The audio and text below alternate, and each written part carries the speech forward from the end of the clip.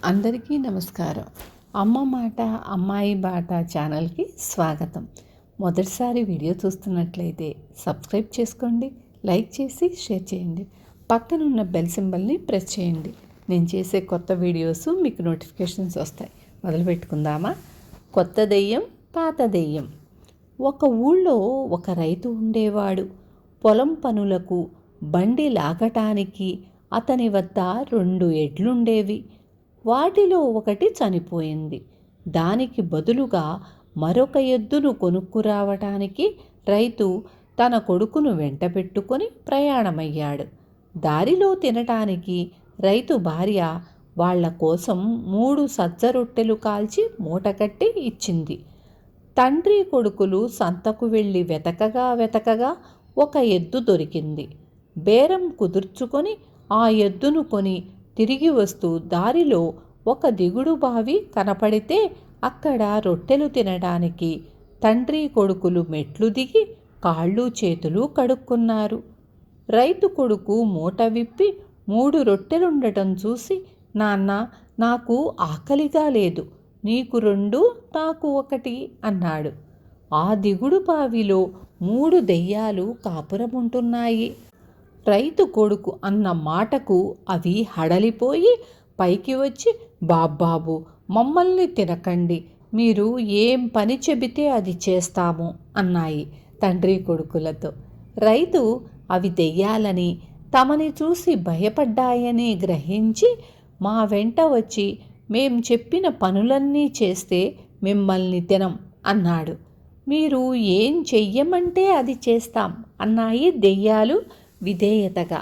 రైతు అతని కొడుకు కొత్త ఎద్దుతో పాటు దయ్యాలను కూడా ఇంటికి తెచ్చి వాటి చేత అడ్డమైన చాకిరీ చేయించుకోసాగారు.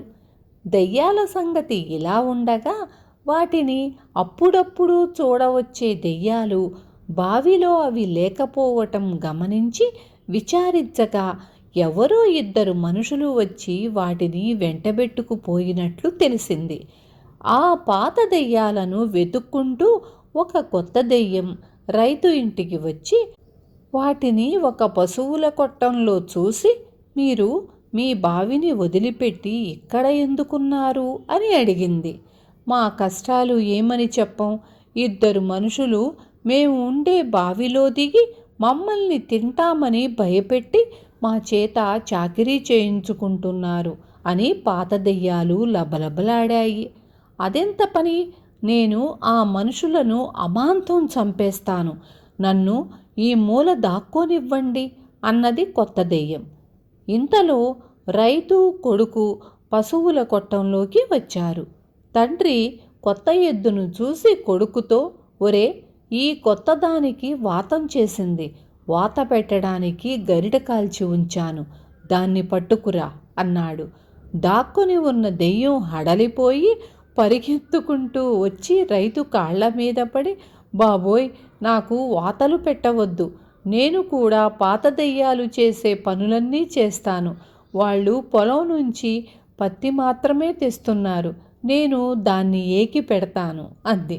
ఆ మాట నేనే చెబుదామనుకుంటున్నాను, ఇక మీద నాకు పొలం నుంచి తెచ్చే ముడిపత్తి చాలదు, ఏకి దూది కావాలి అన్నాడు రైతు.